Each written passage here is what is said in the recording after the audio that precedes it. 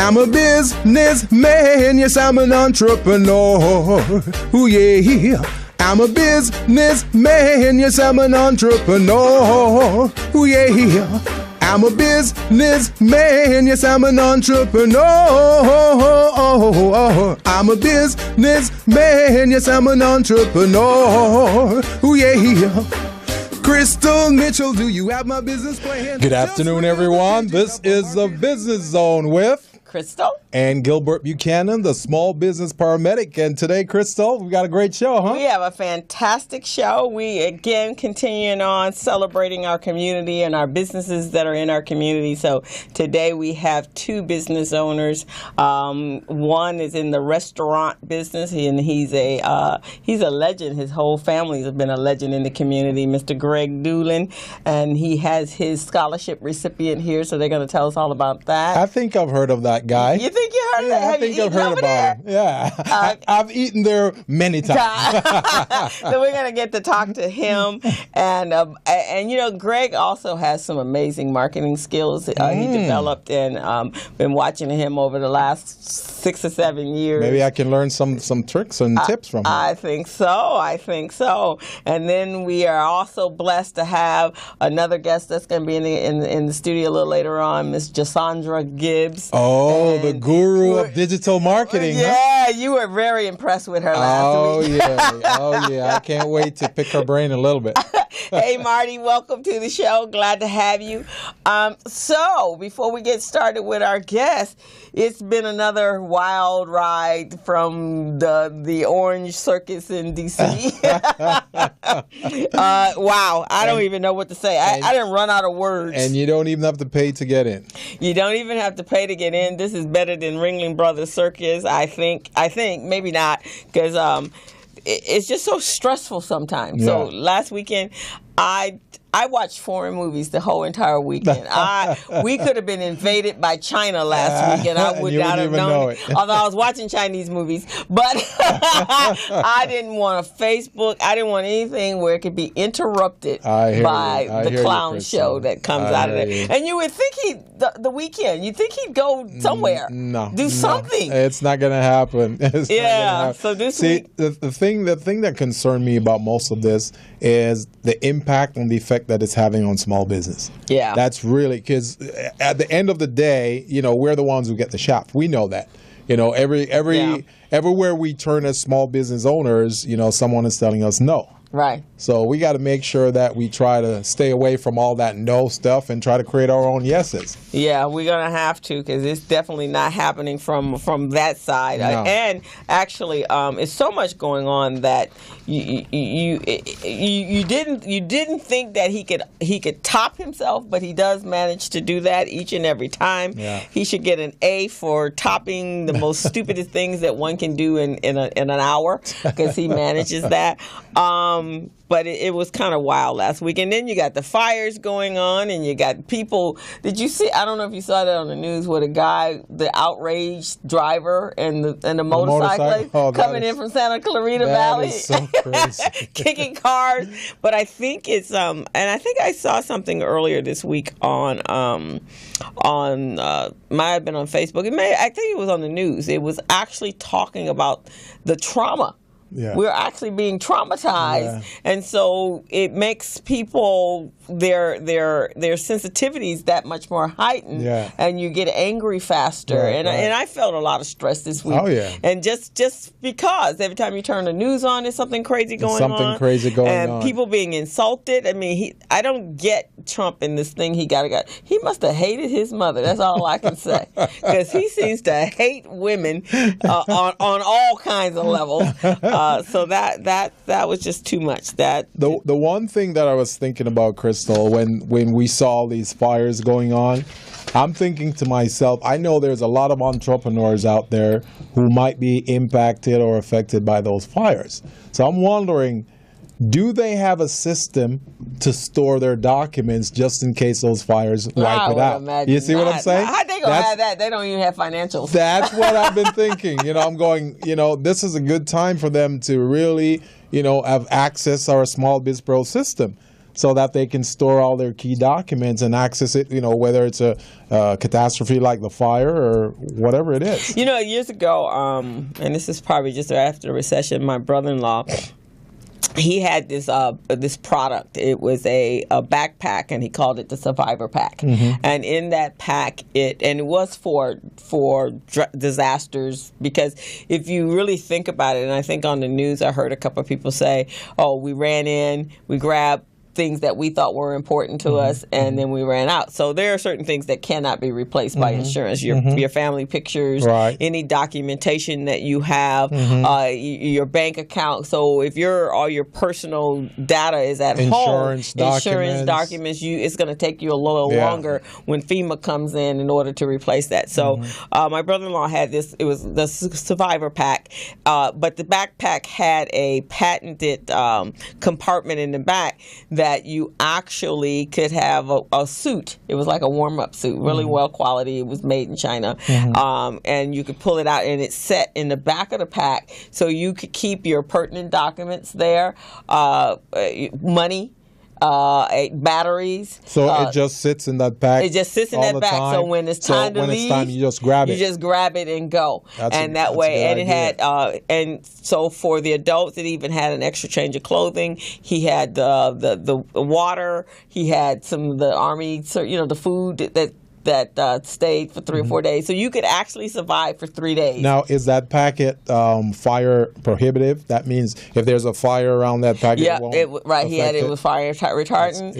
And then he had, you kept money in the case there was a disaster, another, apocalyptic disaster. So you had your money, you had different, whatever you needed, your children's birth certificates, your birth certificates, your passports. So you kept that, and then that was in an insulated fire retardant package as well. And then for the kids, it had coloring books and crayons and games to keep them back in it, and an extra pair of underwear and all that sort of stuff for the kids and for you. And then you had to change your clothes. So that's great. That was before. That is great. Now, is it something that's on the market right now? He actually, and here's the thing, he didn't really want to sell it. He wanted to sell it, but not enough to make up, because it really, truly, in a store would have cost about $125. But he was like somewhere down in the 40s, so he was trying to get nonprofits to pick it up, and nobody would buy it. And it sat in the house for years and years and years. So he eventually just sold it to Liquidator. So we're the only ones that have the Survivor Pack. So it's still there? It's gone. I mean, all the bags are gone now. Really?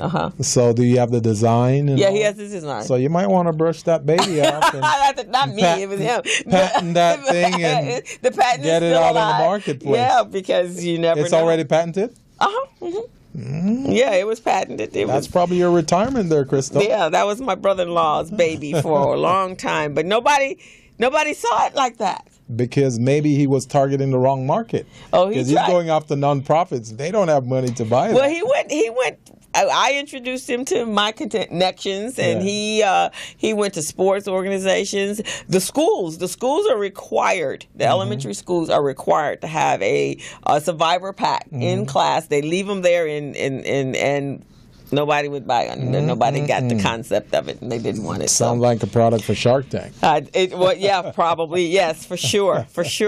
And speaking of revolutionary businesses, this morning, I went to a town hall meeting, and it was on the cottage industry of cannabis. And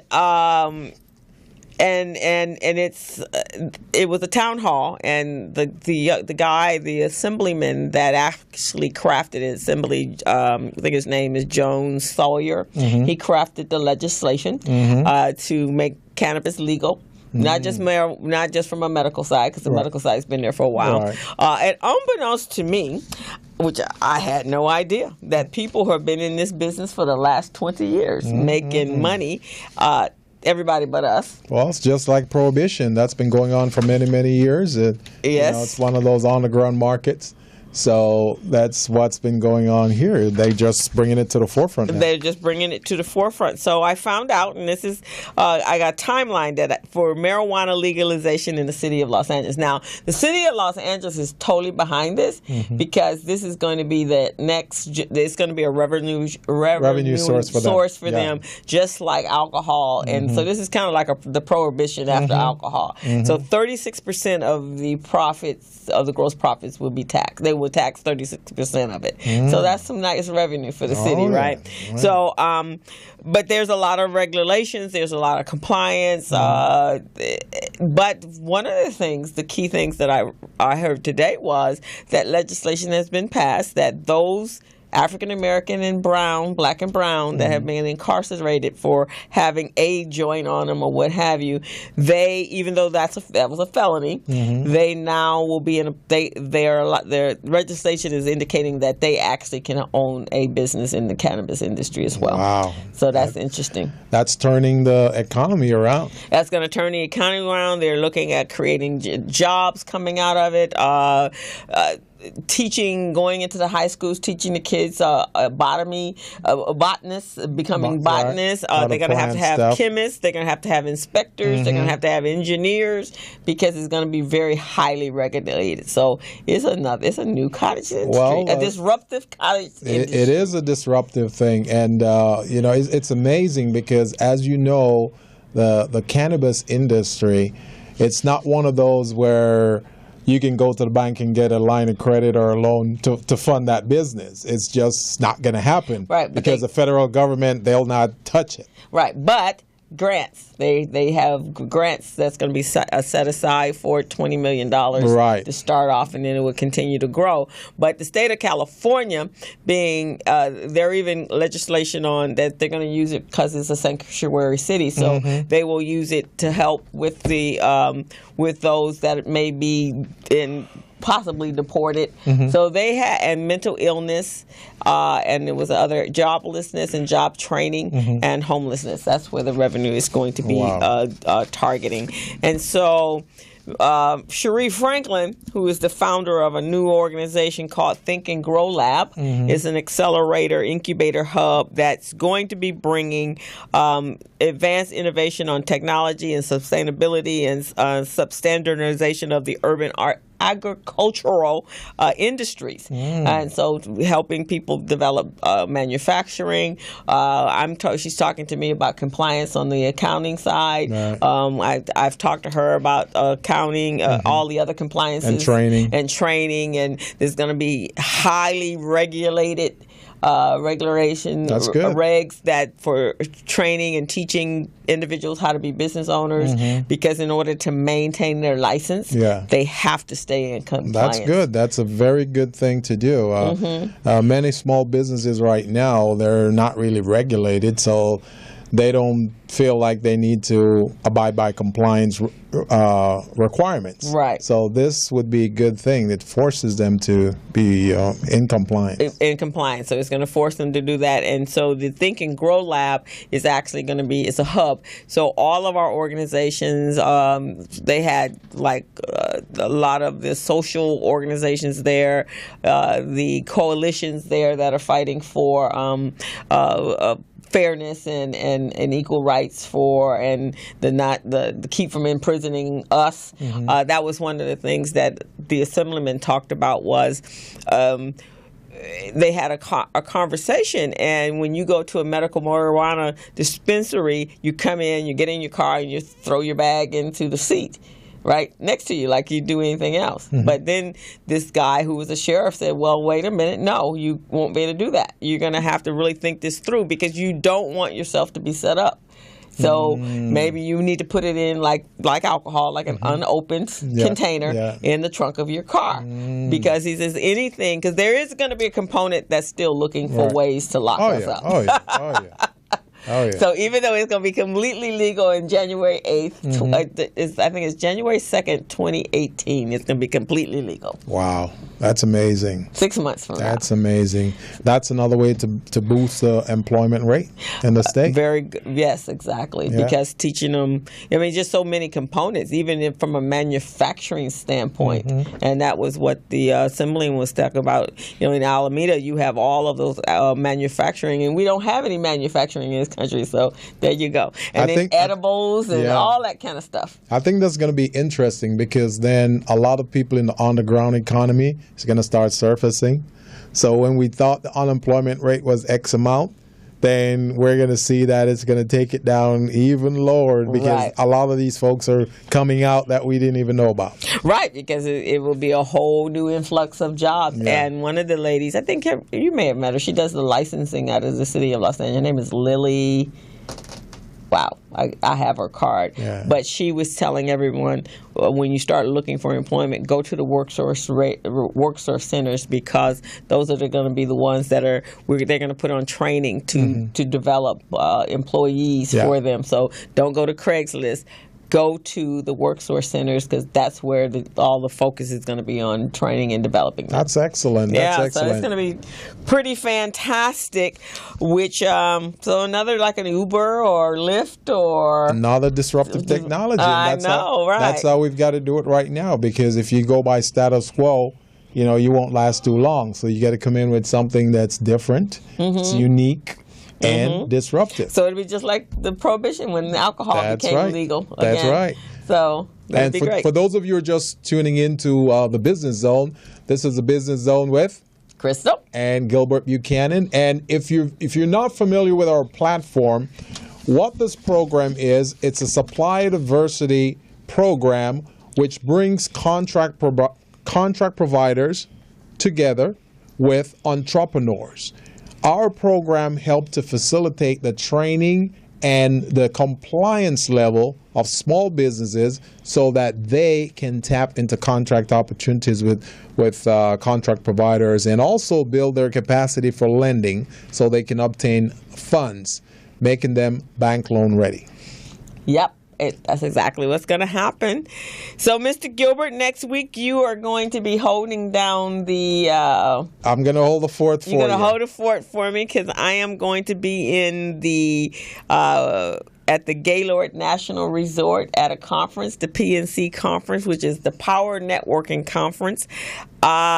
Pretty awesome stuff is going to happen. We're going to be talking about transfer of wealth from generation to generation. We're going to be talking about business development, but ultimately we're going to be learning how to network to maximize our resources and building relationships. That's going to be amazing. Yeah, it's going to be a lot of fun. You're going to be among some big movers and shakers down there. I am, and as Dr. George says, this is a business conference, so we're in conference from 7 in the morning to 11 o'clock at night. That's what I'm talking about. There was not last year. There was lunch. They provided lunch a couple of days. And a couple of days we had to run out and get it.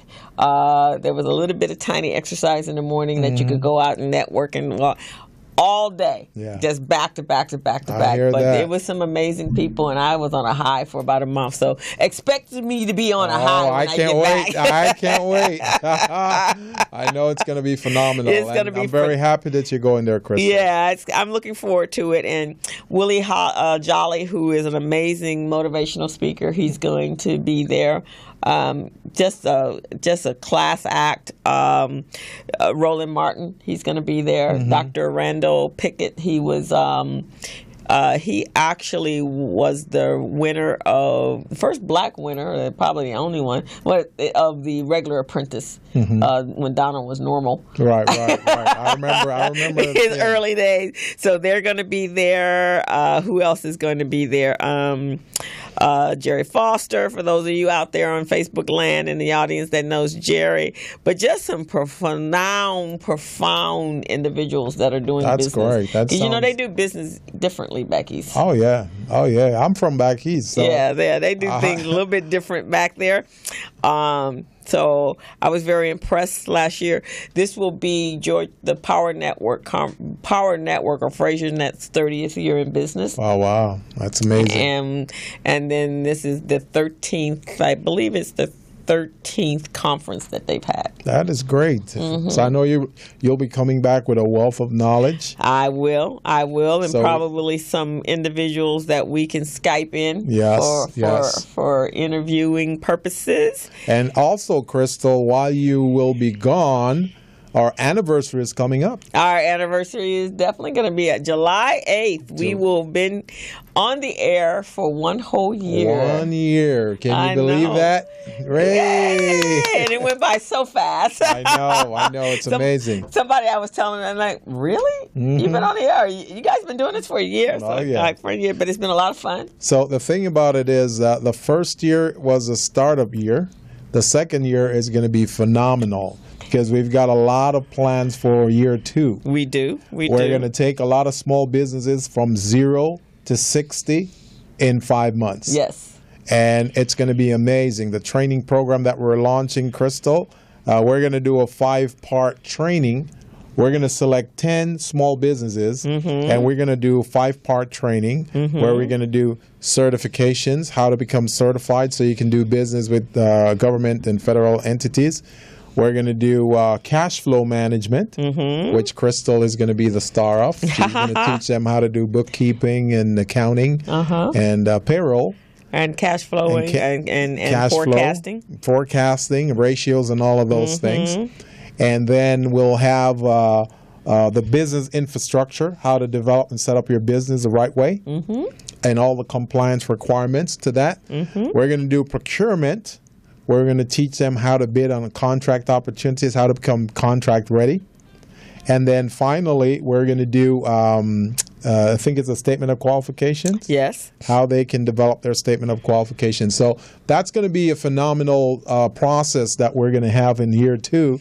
So we're going to take that, 5 months at a time. We're taking on 10 small select businesses. So it's not just going to be any person who shows up first. We're going to do an assessment process and an evaluation process, and we'll select those 10 businesses. Yep, and it's funny, it's interesting that we're talking about this. Yesterday, I had a client of mine. We do a every month we go over her finances. I do her bookkeeping for her, and so we were analyzing where she was this year versus where she was last year, and there was definitely some differences, but she's kind of changing her business, and so we kind of could look at exactly what businesses she had and what income that was coming in, or her revenues were coming in, and how it different from this year. So now she's like, well, I guess I wanted to stay like this. I don't want it to stay like this, but I don't want to do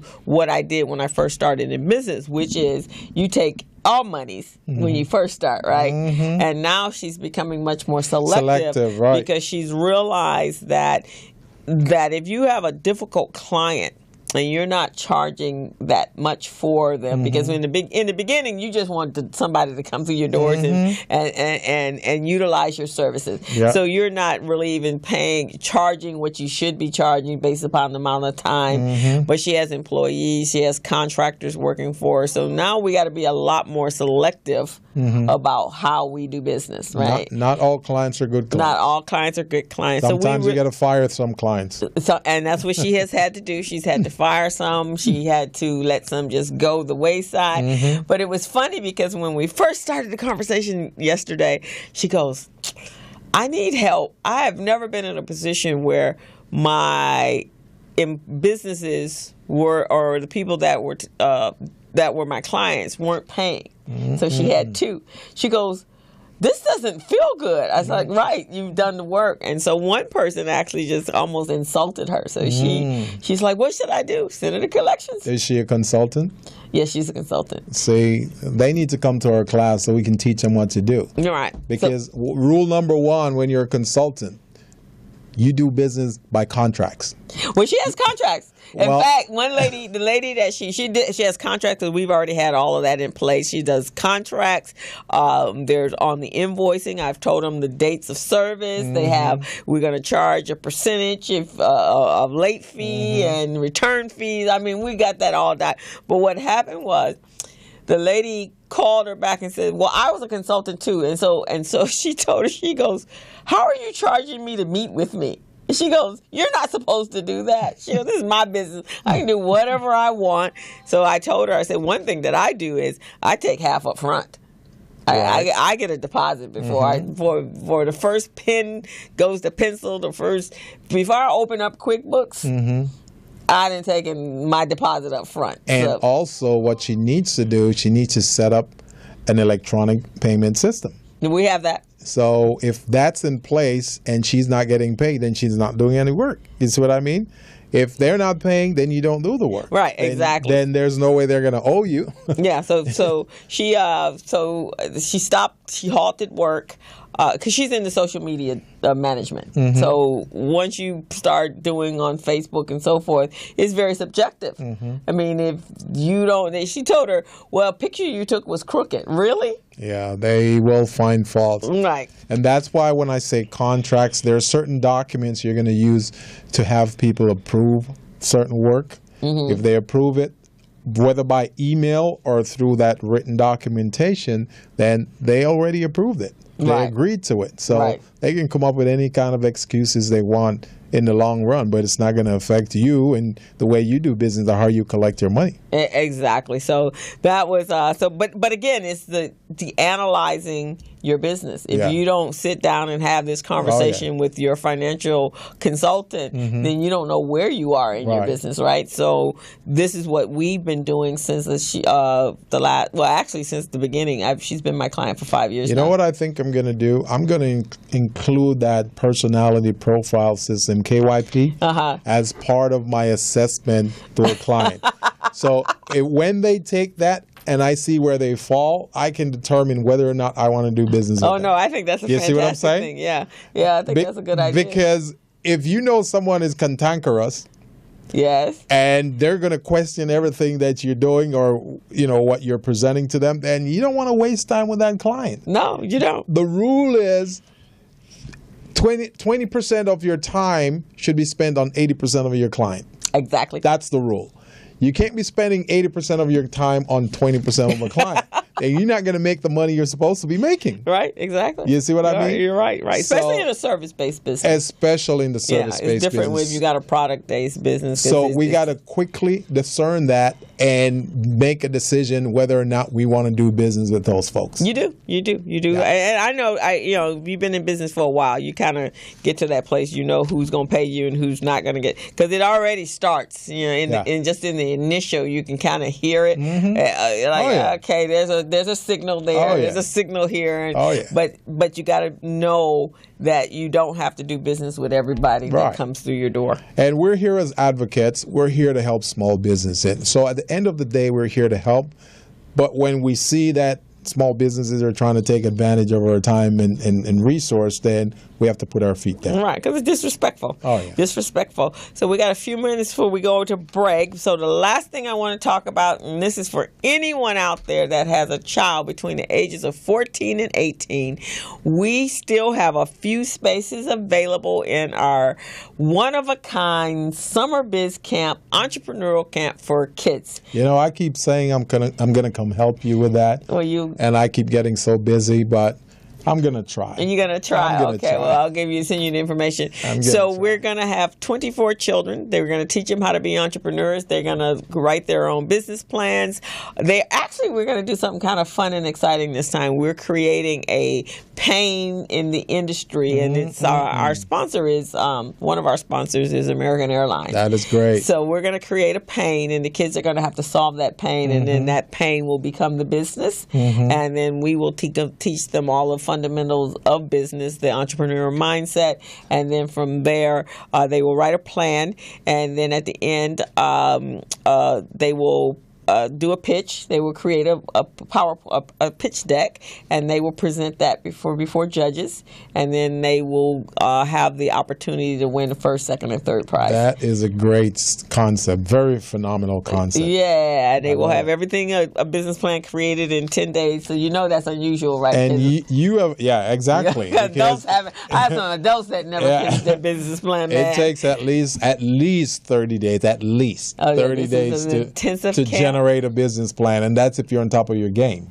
Right. Because the market research alone could take 30 days. Right. So we take those 30 days and we put them in 10 days, or actually 7, and then they create these kids have created some amazing businesses. I'm so seen impressed some by of them. them. We've had some of them on this show. I know. So you're doing a great job. All right. So much respect to thank you. Thank you. You're doing a great job with those kids. So tomorrow is the orientation for anyone that has any children. Those of you on Facebook, send if it's not your child, your niece, your nephew, your neighbor, we will take the kids as young as 11, 12 years old if they have entrepreneurial parents and they have been exposed to entrepreneur or businesses or small businesses, that your kids will come in one way and go out the other way. So orientation is tomorrow from 10 a.m. to 12 at 4401 Crenshaw Boulevard at the Urban League. And they should be on time.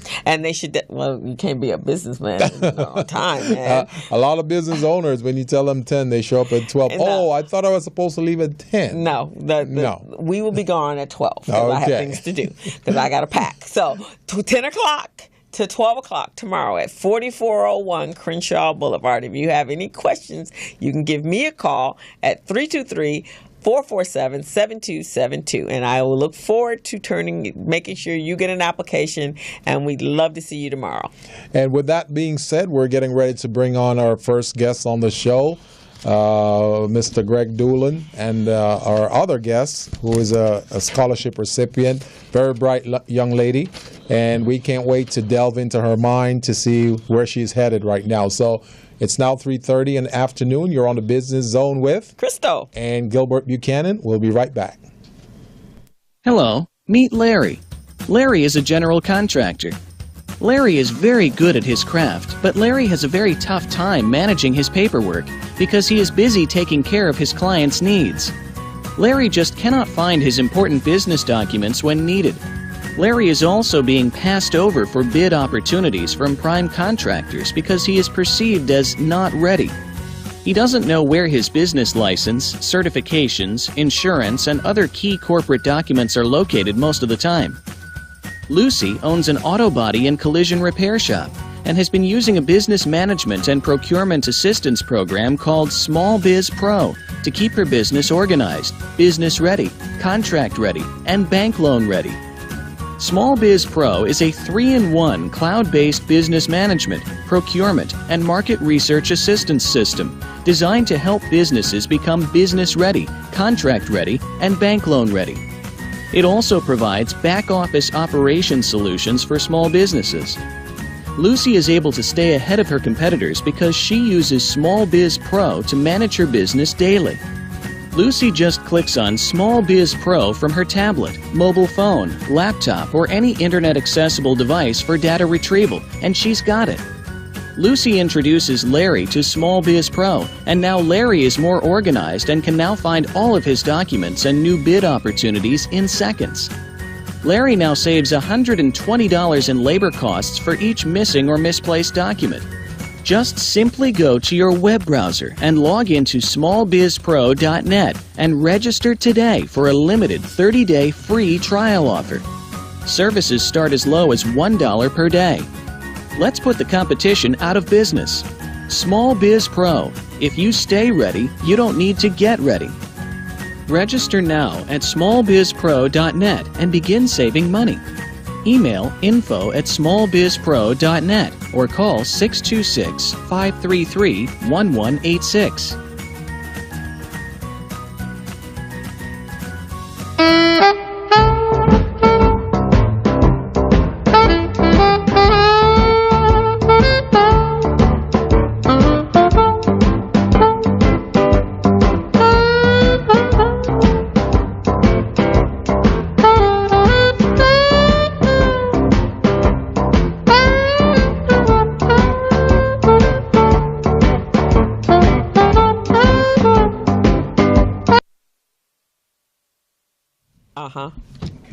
Oh, we're back on the Business Zone with Crystal and Gilbert Buchanan. We've got a great show here today. We're talking about how we will help small businesses to maximize their resources in the community.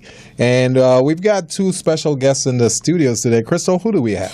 We have Mr. Gregory A. Dulan. He is a Los Angeles native, and he is definitely one of our premier business owners in our community. His family, the business is actually a family-owned business. His father, who is up there cooking in the heavens, Mr. Adolph Dulan, he left us, I guess, about a month or so ago. But he taught his son how to, I guess he left a legacy for his son to carry on. Many of you may originally remember the restaurant Aunt Kizzy's Back Porch, soul food restaurant in Marina Del Rey. It is now Dulan's.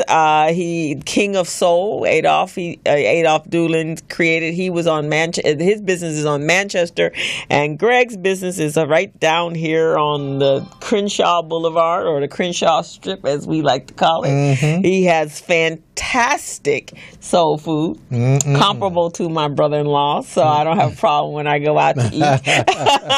And he went to Westchester High. He later attended Howard University in Washington, D.C. He graduated with a bachelor's in business administration, and in the latter years he attended and graduated from the UCLA Executive Program in Management. And he learned some exemplary skills at the Goldman Sachs 10,000 Small Business program that was hosted here in Los Angeles. So, Mr. Dulan, we want to welcome you to the Business Zone, and we are so happy that you are here. Well, thank you. It's really good to be here. Well, we're happy to have you here. So, Greg, tell us, this is just words on paper, and I know they're amazing words, but tell us about your journey. Oh, boy. My journey. My journey started when I was a young boy, and my father said, son, you're old enough to go to work, and it's time for you to go to work. You don't have to go to kindergarten today because, you're going to join the family business.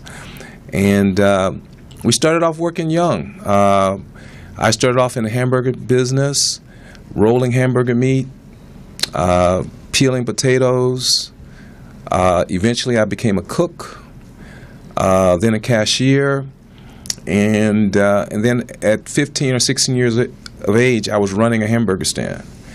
And I knew then that that's what I wanted to do for the rest of my life. I really enjoyed it.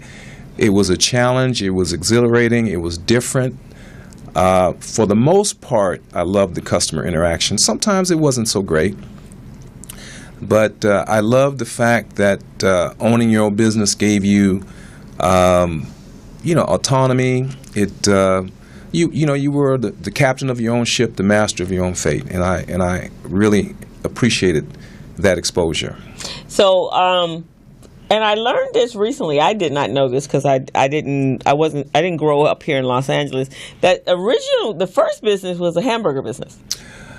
Yes, the first business was Hamburger City, but there are other businesses that you don't know about. My dad actually owned a Mexican restaurant. A lot of people don't know that. Oh, didn't know that. My dad actually owned a packing company where they would pack merchandise. We had a warehouse on Western, and I had to work there as well. And we would pack merchandise and then take it to thrifty drugstores where the merchandise would be sold. So we had a contract with thrifty drugstores, and that was a partnership that my dad was in. And we would pack things up and then take it to thrifty drugstores, and then it would be sold at the stores. So he had a number of businesses, but he's best known for the restaurant business. Mm-hmm. Hamburger City was his first success. And, I like to tell people that we've been in business in the Crenshaw district for, over 40 years. Hamburger City was right on the corner of Martin Luther King and Hillcrest, around the corner from here, okay, right down the street from Dorsey High School. Okay, I think I remember that when I first got out here, but I didn't know you guys owned it. We were known for the Hamburger City special, burger and fries for $1. On the 1st and the 15th of every month. And you know what happens on the 1st and the 15th? Yes, we do. You could not get it in that place. I mean, the line was literally down the block. Oh, really? Burger and fries for $1. And that's how we built our name. And the hamburgers were delicious. We had a special hot relish that we put on the burgers. And, that's how we got started. So Hamburger City was really the first success that my dad had. And I didn't, being an implant, I didn't know that until I went to, actually I didn't get to the services, but I was there for the repast, and that's when I heard someone talk about it. I was like, really? And I think I was sitting next to Marilyn of the Flavor Table, and she goes, oh yeah, because I guess your dad and she started about the same time. That's right. We used to call her Red. Yes. And she's the breakfast queen in Los Angeles. She is definitely the breakfast queen. Yeah. I had some waffles over there that was all out of this world. So, and that's I guess for the thing in our communities, there are a lot of businesses and a lot of people that have been in business for a very long time, but none of us know about it. And, as far as being the co-director of Recycling Black Dollars, that's important. And we need to support you. So we definitely need to know what's going on in our own communities. Well, yeah, and we appreciate that support because even as long as we've been in business, it's still a challenge. It doesn't really get easy. I mean, you have systems that you use over and over again, but we still have the challenge of staying in business every day. Well, I would imagine. And now you've got some new challenges, some exterior challenges because you're right there in the center, in the heart of the Metro line that's coming up, Crenshaw. Yeah, that's the big challenge. We have the train being built right in front of us, and we have another 2 years, Gilbert, of that construction, and it's disrupting a lot of things. Our parking, our customers are having a difficult time getting to us sometimes. But you know what? We march on, and I saw it coming early on, so I began to diversify my revenue streams about 2 or 3 years ago. So if the restaurant is slow, my catering business is booming. If the catering business is a little slow, while I have a 150-seat banquet facility. Right. So, to be successful in business, you have to have more than one revenue stream. Oh, definitely. No, for sure. You attended or participated in the Goldman Sachs Small Business Program, and I know there are 2 businesses here in Los Angeles that I see the results of what you learned there, and that would be you and Mel's Fish, because I think she went at the same time, right? And and did there was another one. The rest, there was 3 of you, wasn't it? Or was it just the 2 of you? Maybe Uncle Daryl's. I'm not sure. I know he's going through some new stuff because he had to leave his location. He's in Carson now. But for you, you learned how to market like no one that I've ever seen in business in the black community. Because I see you all over television. You use Facebook. Amazing for a small business owner, and that's not your craft. Your craft is what you do, the restaurant. So did you learn that from them, or just a culmination of everything? Well, I didn't know anything about social media. I didn't know what Facebook was. I still don't know how to use my Instagram. Christina's helping me with that. There's some other stuff that I'm learning, but the Goldman Sachs program is wonderful, first of all.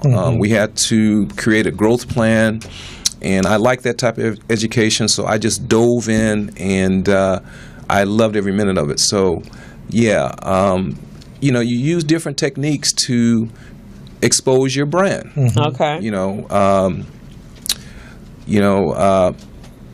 This Saturday coming up, I'll be at Paramount Studios with about 70 other restaurants. I'll be the first soul food restaurant to participate in the Paramount Studio block party. Wow. There'll be about 5,000 people there, and they've asked me to bring food for 1,500.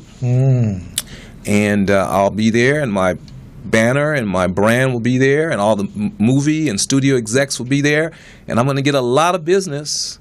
Yeah. Because I'm going to be there serving fried chicken, macaroni and cheese, cornbread, and I may slip some smothered chicken in on those executives over there. Oh, wow. I know they haven't had that. So, it's that type of thing. And, we have a billboard on the 405 freeway, which, has about 70,000 views a day, passersby. Okay. We shot a national television show at our restaurant last year with TMZ. They shot a television show called, what's the name of that show? I can't think of the name of it. But it was a national game show. The first time a game show has ever been shot in a restaurant. Okay. And, I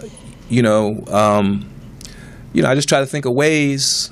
Well, you've done a good job. I've come over there where you barbecuing chicken. You were barbecuing ribs for Delta Airlines. Right. I was there for that. Here's was the best one, I think, and I don't even know if you planned this, but the day that you reopened your restaurant was the weekend that the Endeavor was coming down Crenshaw, and so all of us were there. So they had told us that the Endeavor was going to be there about 11 o'clock in the morning. We were there from 9 o'clock in the morning to probably 10 o'clock at night, camped right outside of his restaurant. And he had food ready. And that was his first day opening. So he had all these people all day long sitting there waiting for the. I thought that was the best. I don't know if it was coincidental, but I think it was the best marketing process that I've ever seen. Well, that was a great day. It seemed like you're a disruptor in the marketplace, which is a good thing. Now, I also see in 1994 you catered for Prince Charles, which is phenomenal. You want to tell us a little bit about that? Sure. Prince Charles came to Los Angeles to visit Crenshaw High School. At that time, Crenshaw High School had a program called Food from the Hood. Mm-hmm. And they had a garden there on campus, but they parlayed that garden into a salad dressing that was manufactured here in Southern California and actually ended up on the shelves in the grocery stores in Los Angeles. And so the Prince wanted to see that program, and he visited Crenshaw High School, and they hired me to serve the lunch. So I gave Prince Charles, the Prince of England, his first taste of soul food, and that was quite an honor. I told you were a disruptor. I told you. I knew it. That's amazing. That's when I learned about background checks, because I found out that a couple of my employees weren't going to be able to make the luncheon.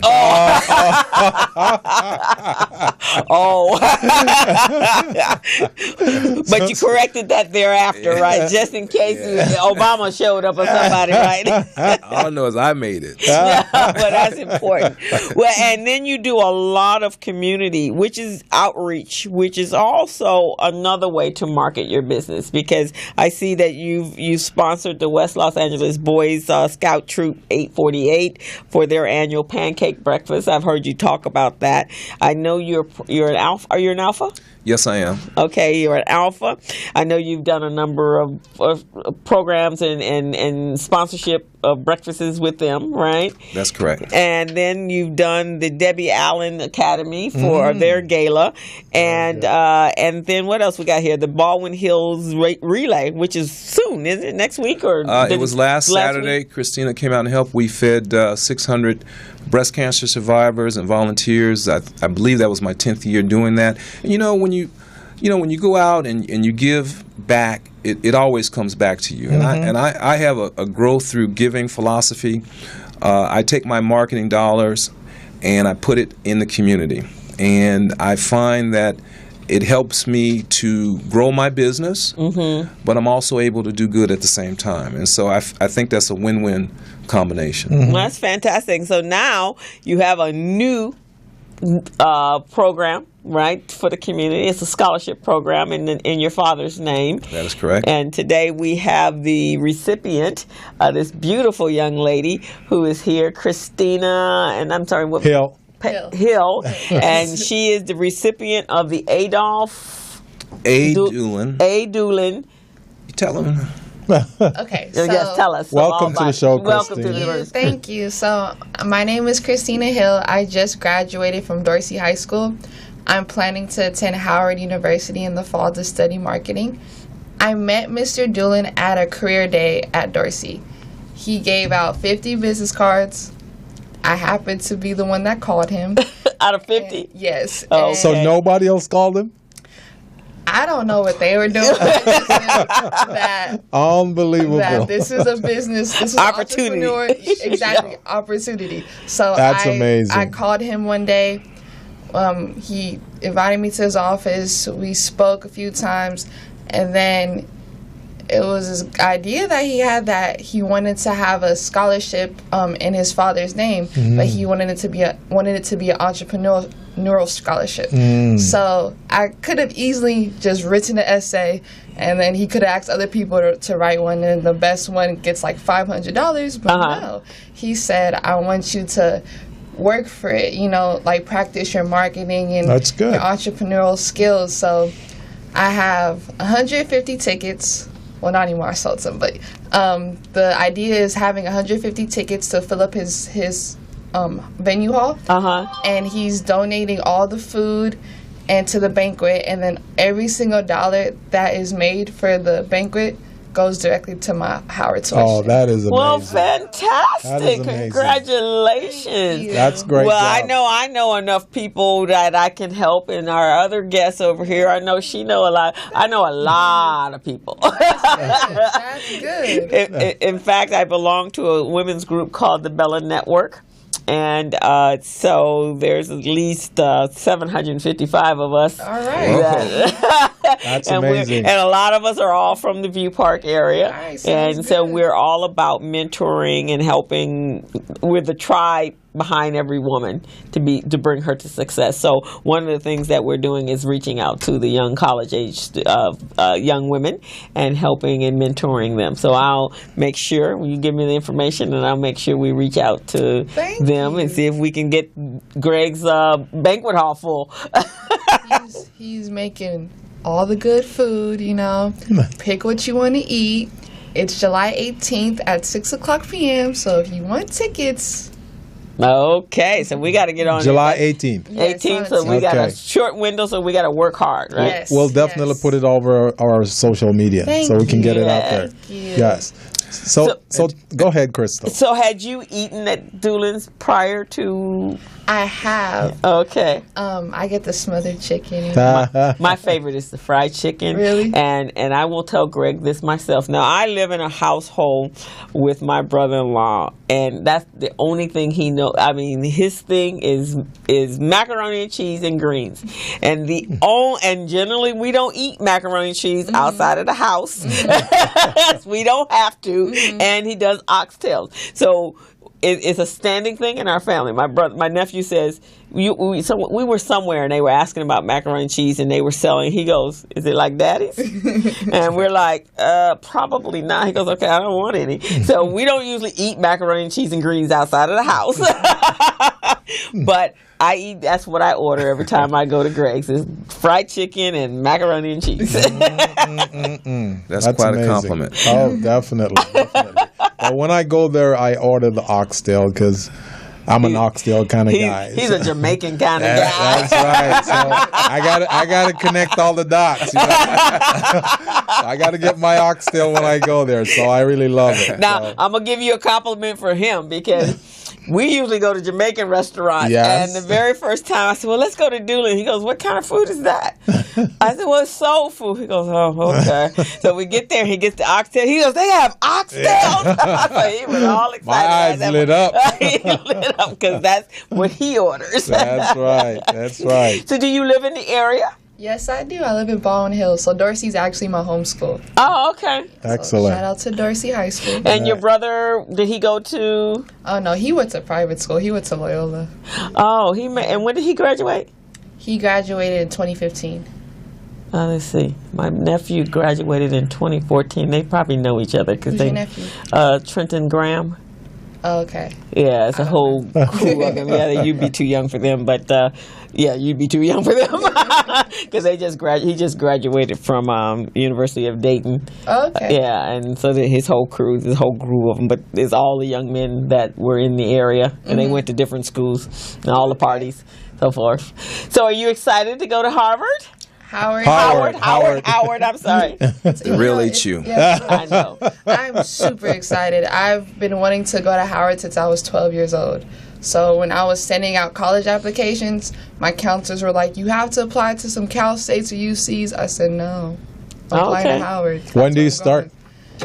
Well, I leave August 9th. I think we move in the the dormitories. 11th. Yeah, I think the 11th I move in, and then the whole first week is freshman week, so it's just parties, and then I start, real world. Wow, that'd have been parties. So since you've been groomed by Dulan's to do marketing, I'm assuming you've developed some great marketing skills. Yes. And you're going to work on enhancing those marketing skills. Yes. Now, one of the things I want to put out there, being an entrepreneur and someone who teach classes to small businesses, marketing is good, but you got to balance that with the research. The research is really what's going to get you the money.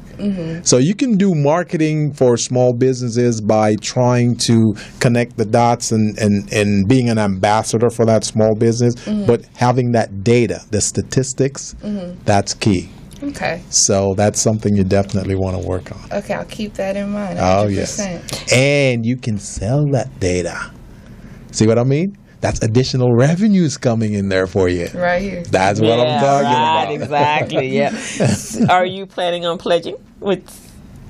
See, I'm scared to say that. Okay. I don't want to unattract anybody. Don't feel bad about it. I didn't ask you who. Don't feel bad about it, because I didn't get involved in fraternities either. I was always told which ones I should go for, but as of right now, I think I'm going to stay clear. Yeah, from you it. just got to feel it out when you get there and see what works best for you. Exactly. Yeah. So, Right. Well, it's good that you're going to a black college, though. That's really important. I know my nephew. That's the only regret he has about his undergrad is that he did not go to a black college. He in fact, he came back with that revelation after he went to homecoming at Howard, because his best friend went to Howard. And so when he came back, he goes, that was a big mistake not to go to a black college, man. So now he's at the University of Houston, but he's up the street from a black college. Oh, okay. Because even when he pledged, he didn't have, there was only two guys on his line. Because it's just a small University of Dayton didn't have a lot of African American people. Yeah. So, but his friends that did go to black colleges really had an amazing experience. Are you planning on identifying mentors that you can work with? Well, this is my mentor as of right now. Right. He already told me that for homecoming he's coming to DC. That's great. But yeah, of course, like I said, I've learned about networking through Mr. Dulan. So I know when I get to DC, that's what I'm going to have to be working with, just networking and networking. In the business school at Howard, they have a lot of opportunities to network with different brands and companies and internships. So my goal is to just snag an internship my freshman year. So here you go. When you're doing your networking, rule number 1 is to know who's in the room. Wherever you are, you want to know who is in the room, because that's going to be key. A lot of people make that mistake by doing networking, and they're going in a room with a lot of high-profile VIPs, and they don't even know who is there. So they walk out not making that connection. Exactly. You always want to know who is in the room. Okay? And not just to know who is in the room, but to go up and start a conversation for those people in the room. Okay. Right? And doing your research. I do my research before I leave. So I know exactly what my goals and outcomes are for every networking event I go to. Okay. When I come out, I get exactly what I went in there for. And it is expand my network. In fact, when we started the show, I had really in my arsenal at least guests for the next 2 years without really having to look hard. So I've been building up to this. Didn't even know I was building up to this, but that was what was happening. And so utilizing your network. And sometimes when you go out to network, it's not always about you. But most of the time for me, I go out to network I have what I call my top 10. So those are people, either my clients or colleagues or people that I work for. So when I'm out, those people are right there, and what their needs are, I know exactly what their needs are. And so when I'm having that conversation, I can connect to other people. And it's like, oh, okay, well, hey, I know someone just like I just did now, because that's the goal of networking. Because even if you don't get it back if it's not right there, it can come back to you down the line. That's true. That's true. And that's a very valuable lesson that I learned from from Dr. George Fraser, where I'm going to the conference. That's what he was saying. You're going, how can I help everybody in my circle? And that's what we need to do as African American people, supporting our own people, our own businesses, our own causes, and our own community, is to be looking out for each other. And you'll get it back down the line. That's the way karma works, and the universe works. Right. So I know you're going to be leaving us here in about a minute or so. So just to rehash, I would like Mr. Dulan, if you can tell us where your business is located, so our audience will know exactly where to go and get some of that great fried chicken you're talking about. Well, we have 3 locations. We have a location at 4859 Crenshaw Boulevard, which is on Crenshaw Boulevard, 1 block south of 48th Street. We have a location on the corner of Manchester and La Brea. And then we have our newest location, which it was formerly on Century and Crenshaw. We moved it to Century and Western, the newest Dulan's location. And, all 3 locations are doing very well. That's great. My father left a good legacy for us. He taught us how to be involved and to give back to the community. And the business is going to be run fine. We're proud of the fact that we have over 100 employees, all hired from the community. And, this is just a source of pride. Me being here with Christina today is just a source of pride. And we are carrying on our father's, Adolph A. Dulan's legacy. Well, I certainly want to thank you for the great work you're doing in the community to help the youth, as well as helping other entrepreneurs within the community. So, good job. Good job. I got one quick question before we leave. So, Greg, your employees, one of the things that I marvel at with your employees, all 3 of your locations, especially the 2 that I know of, that your employees have been with you a very, very long time. What is your secret? Well, you just have to pay people. First of all, you got to pay people. That's very important. But you treat people with dignity and respect, and you let them know that you appreciate them. If you can give a bonus, or if somebody needs a personal loan, or an emergency day off, or we give an annual appreciation party every year where we try to let our employees know where we let our employees know how much we appreciate them, and just treating people with respect and love, and letting them know that we're all a part. We're all in this together. Okay. And if one prospers, we all prosper. And we just try to drill that into our folks, and we let them know that our customers are our bosses, and without our customers, none of this would be possible. And, it works. Well, you're doing a fantastic job. I don't think I've ever received anything but exemplary customer service at your restaurant. And I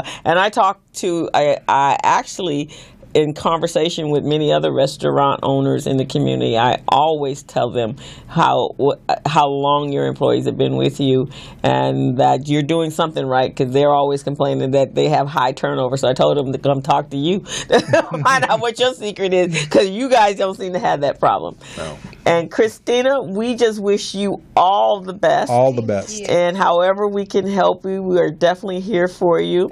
So reach out to me. I'll make sure you get my information before you guys leave. You guys can stay put until after we finish with our other guest, after we finish our conversation. Oh, I think she has to go to work. Oh, yeah. Your work. So I want to get you, you can get her my information, Greg, because I want to introduce you to the founder of the Bella Network, because she too is an alum of Howard. Okay. Excellent. Cool. Excellent. Wow. We just have to sell. I've been telling Christina, we want to pack the room. We're going to have an incredible Southern meal. It's going to be all you can eat. It's going to be just ridiculous. People are going to be talking about the meal, and the goal is to carry this scholarship forward and to hopefully increase the number of scholarship recipients, and to raise thousands and thousands of dollars as long as I'm here in the city. in business in Los Angeles. Phenomenal. Well, we definitely appreciate that, and we thank you so much for being a successful business in our community and for this amazing program and for bringing Christina to us today. It was a pleasure. Definitely. And we look forward to hearing about all of your wonderful new milestones. Thank you. And have a safe trip and enjoy that first year of college. Oh, I will. Don't get too crazy, though, because everybody gets a little crazy that first year. All right. Well, with that being said, we're going to go ahead and take a break and bring on our next guest on the program. And this is the Business Zone with Crystal and Gilbert Buchanan, the small business paramedic. Hello, meet Larry. Larry is a general contractor. Larry is very good at his craft, but Larry has a very tough time managing his paperwork because he is busy taking care of his clients' needs. Larry just cannot find his important business documents when needed.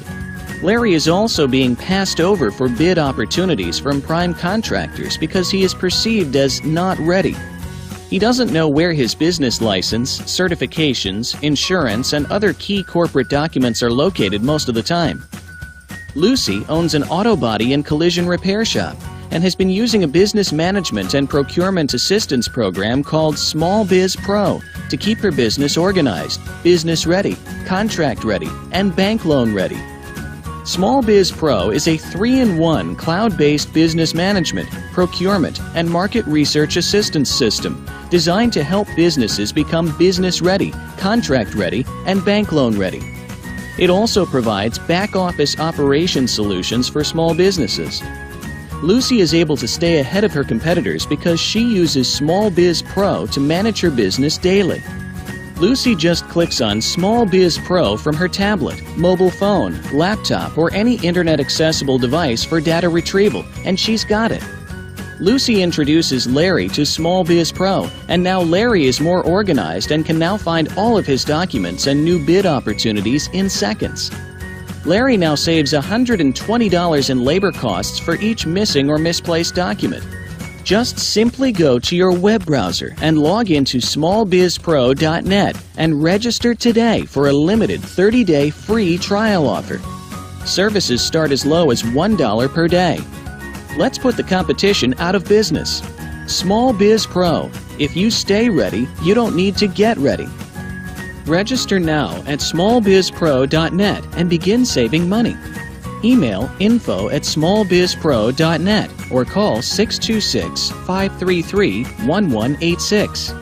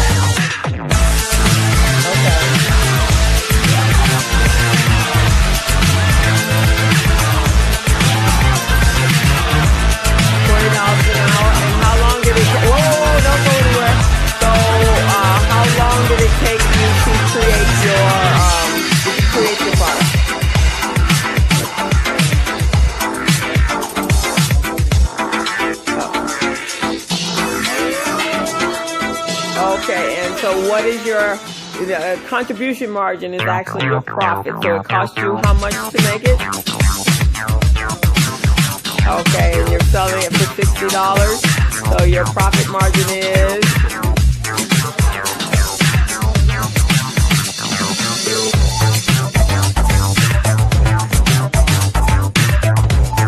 That's excellent profit. Wow.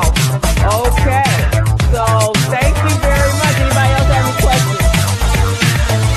Okay, so put it on the table over there so we can take.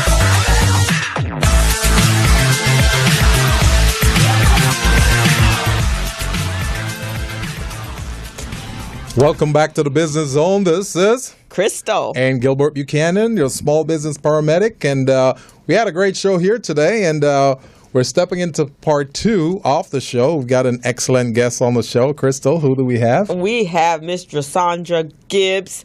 She's a trainer. She's a consultant. She's a social issues advocate and a digital marketer. She's been has been a VIP, vision inspired professional for over 20 years, and is the founder and partner of I Am Digi, or Digital Intellectual Guaranteed Intervention, which is a Silicon Beach-based digital marketing firm specializing in digitizing small and medium-sized businesses with a pay-it-forward twist. And we are so happy to have you. You know, it's so funny, Gilbert. I've seen, because Joshandra through the community. She's been through RBD's meetings. That's right. I never knew what you did. I don't. You know, when we're having the RBD meeting, it's so hard for me because I'm, it's like a hostess, right? So you're just flying her here to here. So I never ever hear what people do until I meet them outside of my environment. Because I definitely would have utilized you a long time ago if I had known. So that should have been a clue. It's like, why isn't she using me?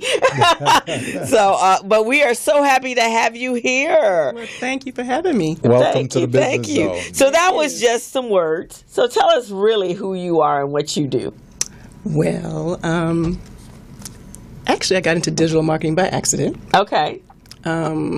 Actually, I went to Fashion Institute of Design and Merchandising. Actually, my goal was to get into fashion merchandising. And after I graduated from there, I went to Europe and hung out there for a couple of years. Okay. And ironically, I couldn't find anyone to do my nails. It's a pain. When there's a pain, you find a solution. I couldn't find anybody to do my nails. And so when I came back home, I ended up opening up a salon in San Fernando Valley in Tarzana. And I was blessed to have a really awesome crew. We had celebrities like Will Smith's mom used to come. Okay. And Stevie Wonder used to bring his mom. Okay. Yes, Miss Lula Way Washington. We remember her. Wow. Yes, ma'am. And then after I retired from that, hung up my shears and my nippers. Okay. I got into real estate with the family. Okay. And they bored me to tears. I didn't like it, My brother-in-law, my sister's husband, did really, really well, still doing really well. Shout out to Cambry Realty Advisors. Okay. They did well. They bought a lot of property, including in Inglewood, and so they survived for the most part the crash. Okay. And so when that happened, I got into business consulting. And I love working with small businesses and helping them get funding and helping them with their credit and all that good stuff. And so being in such a crowded space, I had to figure out how to make myself stand out, do something different. And so I added the pay it forward twist. So I used to say, hey, you guys, I'll help you do this, I'll help you do that, but you got to show me that you gave to the Boys and Girls Club, or you gave to this organization, to that organization. So that kind of got around that I did that. And so I really love business consulting, but then the digital boom came. And with YouTube and things of that nature. And I was very interested in that. And I saw, well, this is really going to be big. But I didn't really tap into it like I should have 10 years ago, like I should have. But I got into e-commerce. That kind of caught my attention. Okay. And I was just fascinated by Amazon-like companies. And what I really liked about e-commerce is the fact that it didn't matter if you was from jail or Yale. You can make that's true, huh? I love that. That's what I like about Jail or Yale. You know, and really, I love that. really, I'm gonna borrow that. really, what I liked about it really is the fact that all young people don't go to college. No, they don't. My sister went to Stanford, and I went to Fashion Institute of Design and Merchandise because really I couldn't get into a major university because I had dyslexia. So I didn't test well and things of that nature. So I can empathize with young people who don't test well, and that's just not their, College is not for everybody. It's not for everyone. So now with the tech boom, and you see these kids of all nationalities, they don't even finish school, and now they're multimillionaires, some even billionaires. I wanted to close that digital divide for our children. I wanted to teach them the digital game, and so that's kind of been my passion for the last couple of years, is showing children how to learn this digital game. Okay. And so I've been networking, connecting with other companies out there that have the same vision, that want to work with youth, because my tagline and things I say all the time is that our youth is our future. It is. And especially with the current person in the house, I ain't going to say his name. We know who you're talking about, though. Does not care for us, so we have to take care of our children. So I was just so excited to see the young lady that you just interviewed, and what her goals are, and what her plans are, and what her future looks like. And I just want to see us do more of that. We have to work together. We have to reach out. We got to teach one, and reach one, teach one. Yes. And that's why I love the fact that you're going to PNC, the Power Networking Conference. I wish I was going. I tried even today to try to make it work. And, because I love George Fraser. I love what he's all about. And I have it on my vision board. Learn, earn, and return. I just love that mantra. I just think it's amazing. It makes sense, and we need to do more of that, and we don't do that. Right, exactly. Well, when you do get there next year, last year was my first time, and over the years, I mean, he's always had it for the last 13 years, but it was first in Ohio, where he lives, the state he lives in. Then it was in Dallas for a couple of years, and number of people were going, but it just didn't click, or conflicts. And I went last year, and I was just blown away with the people that were there, just doing business with the people and talking to the people, because they're about that. They're about doing business, and it was just awesome to be in the house with people that thought like I did. For a change, I didn't feel like I was an alien. Because a lot of times I'm in a space and I'm talking and people looking at me like, okay, there she goes again. So I felt like, wow, I found my people. I'm on the planet of the people of the crystal. I like that. So I felt like I could really, really connect with my people. And I had a great time. So when you do get there next year, it would be fantastic. I may have met you when you were in the beauty business. Yes. I was telling Jackie earlier this week when she came by my office. That's the co-director for you guys. This is my partner. That's my other partner. I do everything in partnership. That's right. I don't. The only thing that's mine solo is Mitchell Business Solutions, but even then, it's all partnered up with other people, because I believe that collaboration is the way to go about doing things. It's the key. Cross-pollinating is the key. Right. Key. But yes, I was telling Jackie earlier this week when she came to the office that.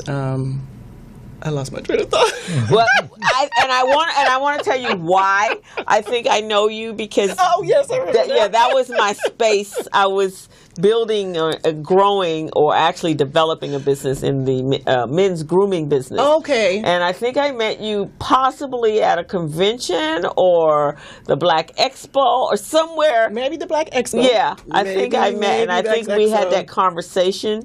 But we've talked before, about 10 years ago, about bringing recycling back dollars to the Valley. Remember? Yes, we did talk about that. I remember. And actually, because I was in the process of doing it, I talked to Leslie Small and Steve Gable, and we were going to do it at Stevie on the Strips on Ventura Boulevard, which was a perfect location. And then my dad got sick. And because I did remember having that conversation with you. Yes. One of the platforms we want to create RBD on a mobile app for that very reason, so that you can have a connection, and then we can have visual presence across the country, because we need that. Yes, well, we're going to work on that together. Okay, that's with Jackie, and definitely we're going to digitize RBD. That's what we need to do, is digitize. But I think I think at that time though, you were doing the credit. Yes. Okay. Yes. All right. Now it's all coming back to me. Yes. 10 years is a long time. Yes. So you kind of stepped away for a little while, though, right? Yes, I did. Okay. After I lost my dad, I was kind of. I'm sorry to hear that. So I'm sorry to hear that. Well, we're glad to have you back. I'm back. Yeah. In fact, I think when I saw her at RBD meeting. And then right after that, you were at the Power Networking meeting. Yes. I'm thinking, why haven't I? And I said that, going, why haven't I seen her in a while? So, Joshandra, tell us, what is digital marketing? Well, in a nutshell, it's really not that difficult. People get kind of scared when they hear about digital marketing, especially some of our older marketers and business owners. They get scared. But basically, it's just, it could be your website, it could be your app, it could be anything dealing with the net is digital. And so it's just taking old marketing techniques and just digitizing it. And then taking it to the next level. So now you reach more places, you can do more things, you combine different things like social media and the traditional marketing techniques, and you can just take someone's business from zero to hero in record time, which used to take longer using traditional techniques and strategies. So one of the things that you do with small businesses is connect them with relevant sources, right? Yes. Through the digital platform. Yes. I was blessed enough to work with a genius billionaire gentleman in the Culver City area. His company owns what they call MCNs, multi-channel networks. And basically his family was the pioneer in monetizing YouTube videos, which is now basically the new, horizon in terms of the new, what's the word I want to use? But it's like a new genre, because it's television. It's just like television. Right, exactly. The eyeballs, when you see a viral a video and you see all those eyeballs, that's money when it comes to advertisers and things like that. So I always tell people the story of how Steve Harvey's Little Big Shots got started. Ellen used to have interns search the net for kids doing, something different and whatnot, and then she realized, they're making money. So she started a management company, and then from there, hence the show. And then she contacted Steve. That's how it got started. Oh, I didn't know that. Okay. It basically, in a nutshell, it's different. But I know that's the short version. I know she reached out to him to executive produce the show, but I didn't know the background behind that, so that's good. So I believe she's managing YouTube stars. And now he has a program called Thunderdome? No. I know of that one, which I'm trying to get on. But there's another one, instead of the kids, it's older folks. Yes. Oh, yeah. I think I've seen them advertise that. Yes, so that's a good one. Anything that makes a viral video, I wouldn't be surprised next it'll be, pets. Anything that makes a viral video. So you know how to make videos go viral? Yes, we do. You do? We do. Because that's what's lacking from my business right now. Well, I will show you. We can get people on Google, first page of Google in, 48 hours or less. So we can get Small Biz Pro on all those channels, having people tapping into it and using it. Yes. Okay, you hear that, Crystal? I heard that. You're a witness. And also, she's just perfect because just getting the viewership for the Business Zone, it's been a challenge just getting people to subscribe. I have been working for the whole year. Yeah. We got 65 viewers that have subscribed. Oh, we're going to change and I didn't beg. I didn't done everything. Like, okay, I don't even get you people. We're going to change hit that red button. It is not going to cost you anything. And the other thing is there is definitely revenue capabilities, but it's those AdWords with your website. Those keywords. Yeah, and it's like, okay, I don't know I don't know how to do this part, man. I think I'm pretty pretty resourceful, but that one's got me stumped. Yeah, my partner, Courtney Curry, shout out to Courtney Curry. Hey, Courtney. He is a genius when it comes to keyword marketing. Yeah, okay. He's excellent. And I also, depending on how big the project is, I'll definitely branch out and cross-pollinate with other marketers that I know in the field that have a special technique or skill set that maybe we don't have. I'd rather have 50% of a project, a big project. It can even be a small project and do it well than have 100% of the project because someone gave it to me and not do well and then don't get a referral. Right, you know exactly. what I mean? And then affect my name. So I'm always locking arms with companies and depending on the project that we're working on. That's fantastic because the digital market, flyers work, but it's that constant in people's face that really gets it, and especially for our community, we connect really well with visual as a people, but most of our businesses, just like Greg said, I mean he does a very good job with Facebook, yes, and that's really the platform that I see him on and that I'm on most, and YouTube, but. It can take your business from here to here just by making sure you're putting out and the right content in order to engage the people. That's so funny that you mentioned that because video marketing is it. And some people you may talk to, well, I'm not on Facebook, and Facebook is amazing. Don't get me wrong; it has 1 billion plus users. Facebook 2 billion yesterday. I got an email that told me 2 billion. 2 billion. People, and thank me for being part of the 2 billion. If you don't like Facebook, you better learn to like Facebook. It is one, but there's other techniques and strategies that you can involve a video. I'm blessed to have an awesome video set up in studio at my office, and our movement and our campaign is to help small and medium-sized businesses get in the game in terms of digital marketing using video at an affordable price. Okay. And because all these different technologies out there that's amazing, that's created different techniques and solutions that now can be affordable using cloud-based programs and softwares and things of that nature. Now we can offer things that usually we couldn't even get involved with because it was out of our budget. Now we can do now, and that is our focus. I know I make some of my competitors angry that sometimes our prices are a little bit too low, but I don't think it's too low, and there's enough money for everyone to make. I just want our small business to get in the game and just sample it, and once they sample it, they don't get afraid, and then they can afford some other things that are out there. Now, where's your office located? It is located in what is coined Silicon Beach. It's in Playa Vista. Silicon Beach. Yes. We all remember when we used to see LMU from Jefferson. Yes. There's a lot of building out there, but actually it's awesome. Google's out there, Tom Shoes, a lot of the major Google digital players are out there. I call them googly companies. And my office is a googly office. It's dedicated to tech.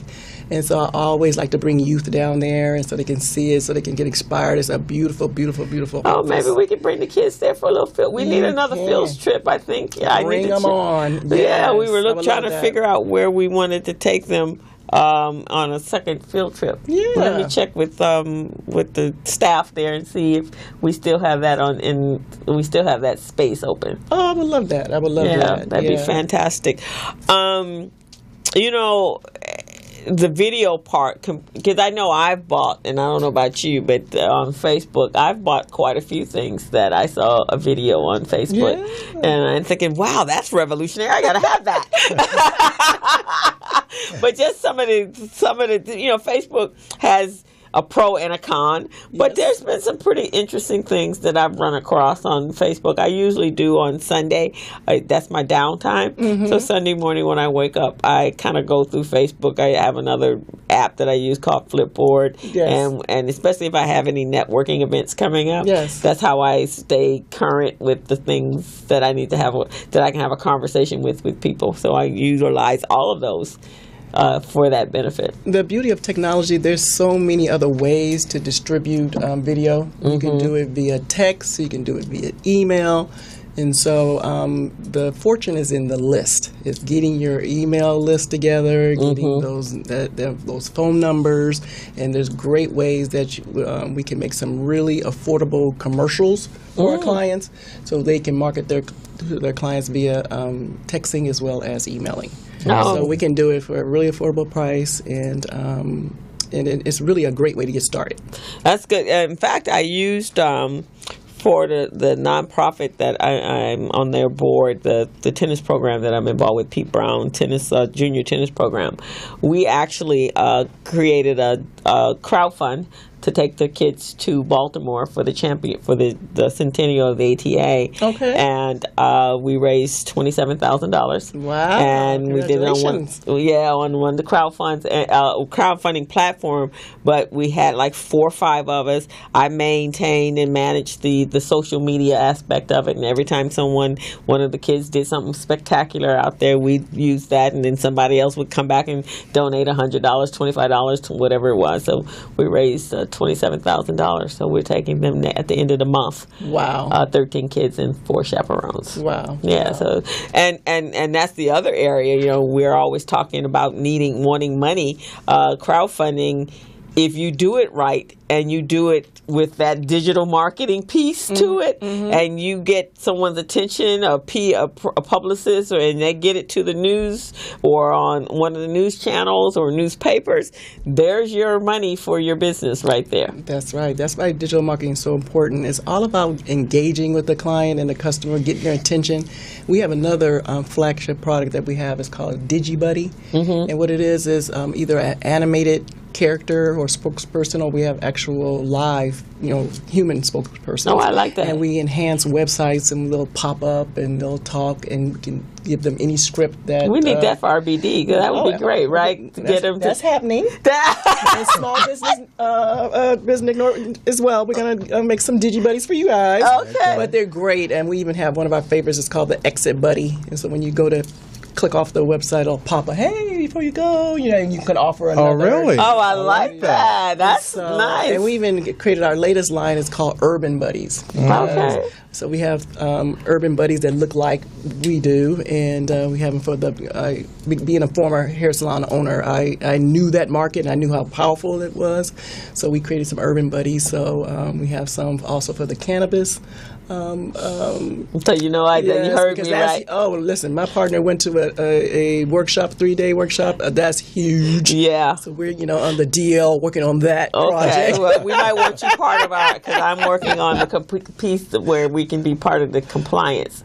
Because compliance is huge. Yes. So we're talking about putting together a compliance team. Okay. And then my contact is right all up there with all the political people and making it. And so she has a group called Think and Grow Lab. Wow. And it's an accelerator. Okay. And so I just talked to her today. I was at a meeting today, a town hall meeting, and we had an after meeting.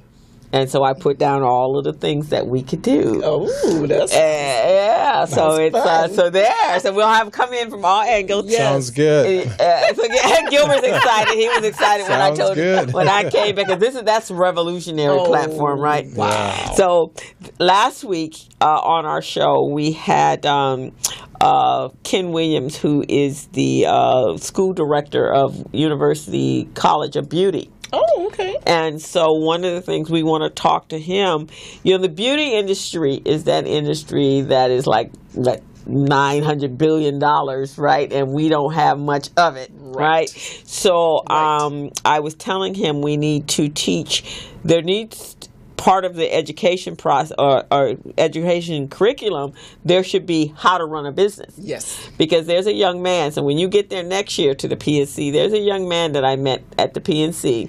He's in the beauty industry, and he's a professor in a beauty school as well. Wow. He got tired of being mistreated and disrespected by the beauty supply stores that he would go in, people of Asian descent. Right. And so he created this one day strike, and over the last 4 or 5 years he now owns 92 beauty supply stores. Wow. I think I heard about him at GLAC. like you Game may Changers. have. I guess a hedge fund is working with him to take his situation to the next level. Right. So that's an area that so I've been talking to some. I went to Nappy Wood to the conference there.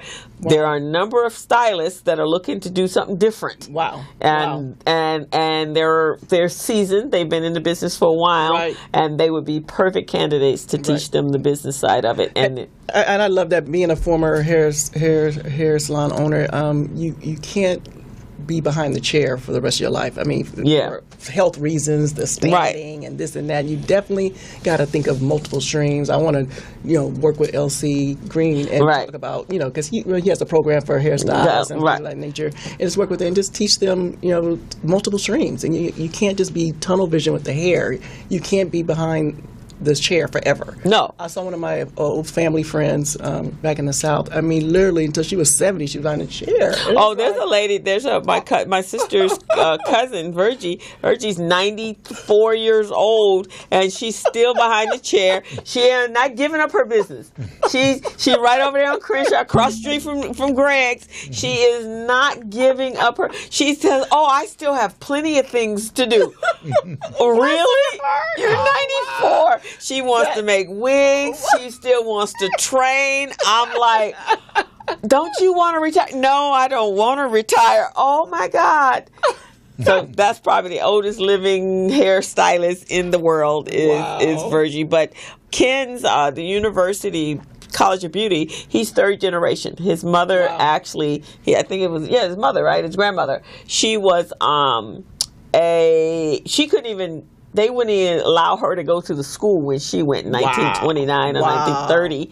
And so somebody else she knew that was white, they could go to the class, and they came home and told her, and then she passed the boards, top of the class. Wow. Didn't sit in the classroom at all. And that was the beginning of the university. And then the grandfather, then his father, and then now so they're third generation beauty school directors. That's an awesome story. So we want to get together with him because he really needs help and see if we can do, and especially the business acumen is very, very important, because that industry right there, that's some money and some revolutionary, and they need that digital part of that business to help them grow, so they're not relying on just that one stream. Right. Yeah. And I hate to sound so redundant, keep on talking about digital, but don't take it from me. I mean, go get the latest issue of Forbes magazine. I mean, right on the cover, you see Weekend the Singer, and they're talking about streaming. Well, didn't is it Tyson? That he released his last album online. Was that? Is it Tyson? Yeah, Tyson. Prince used to do that. Yeah, what he did was that was that song where the breakup song. He felt like a fool because he did whatever he did to the woman that he's married to now. But he had a party in his backyard, and when he had that party, he did it all online, and he released each song with a story behind the song. And after the song would be released, then he'd come back, and all his friends were around him, and they were being filmed in his backyard, because I think he had like a restaurant in his backyard. And then they said, in this story, this song came about because. And then he'd tell the backstory, and then he says, okay, now for the next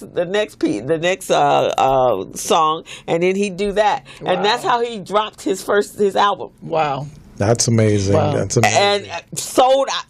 I mean, because people buying it, and because there's a story, they're connecting with the story. Yes. Let's go ahead and take our final break, and then we'll be right back, because this story is excellent that I'm hearing. And so let's take a break. This is a Business Zone. All right. See you in a minute. Hello. Meet Larry. Larry is a general contractor. Larry is very good at his craft, but Larry has a very tough time managing his paperwork because he is busy taking care of his clients' needs. Larry just cannot find his important business documents when needed. Larry is also being passed over for bid opportunities from prime contractors because he is perceived as not ready. He doesn't know where his business license, certifications, insurance, and other key corporate documents are located most of the time. Lucy owns an auto body and collision repair shop. and has been using a business management and procurement assistance program called Small Biz Pro to keep her business organized, business ready, contract ready, and bank loan ready. Small Biz Pro is a 3-in-1 cloud-based business management, procurement, and market research assistance system designed to help businesses become business ready, contract ready, and bank loan ready. It also provides back-office operation solutions for small businesses. Lucy is able to stay ahead of her competitors because she uses Small Biz Pro to manage her business daily. Lucy just clicks on Small Biz Pro from her tablet, mobile phone, laptop, or any internet-accessible device for data retrieval, and she's got it. Lucy introduces Larry to Small Biz Pro, and now Larry is more organized and can now find all of his documents and new bid opportunities in seconds. Larry now saves $120 in labor costs for each missing or misplaced document. Just simply go to your web browser and log into smallbizpro.net and register today for a limited 30-day free trial offer. Services start as low as $1 per day. Let's put the competition out of business. Small Biz Pro. If you stay ready, you don't need to get ready. Register now at smallbizpro.net and begin saving money. Email info@smallbizpro.net or call 626-533-1186. Welcome back to the Business Zone. This is Krista and Gilbert Buchanan, the small business paramedic, and we're learning so much about digital marketing today. I'm just hearing cloud 9 right now. I'm just going, wow. This is amazing. and we got such an amazing person here telling us about it. So what is the pay it forward part? Just taking the opportunity to find a charity that you care about, or a small business like mine. And really, no, seriously. I mean, it's just a unique way to bring attention using digital marketing to a organization or a cause that needs attention. Right. And then you can couple it with a business, and believe it or not, major Fortune 500 companies will give you money when they see that you're paying it forward to a cause or to a community. Even though you're a for-profit business? Even if you're a for-profit business, I've seen it with my own eyes. Really? And so you'd be surprised. And you qualify for corporate sponsorships. You tend to stand out in terms of the application process because they see that you're giving back. You're just not taking from the community, you're giving and paying it forward to the community. So that's the pay it forward twist. To everything I do, I try to add that to it. It works. I'm a firm believer of law of attraction and positive intent and being intentional. And that's the pay it forward twist that I use in everything I do, and it is working. I mean, this year has been phenomenal. I had PNC on my vision board. I've had Recycling Black Dollars on my vision board, and all this stuff is coming to life that I'm going to be actually a part of. Oh, fantastic. Taking things to the next level. So, did you have the Business Zone on your vision board? Well, if she had RBD, then they're kind of compatible. They go together. Now, do you teach classes in digital marketing? Well, we're getting ready to start that. Actually, I just partnered up with an awesome sister. She has a beautiful office in Inglewood, because we all know what's going on in Inglewood, lots of activity, and to be able to tap into some things, it's nice to have an office in Inglewood or a viable address. But I didn't want to have an address. I wanted to have an actual office, right? And so we can do trainings and things of that nature. And so yes, we get ready to do some classes, not only for the young, but the young in heart.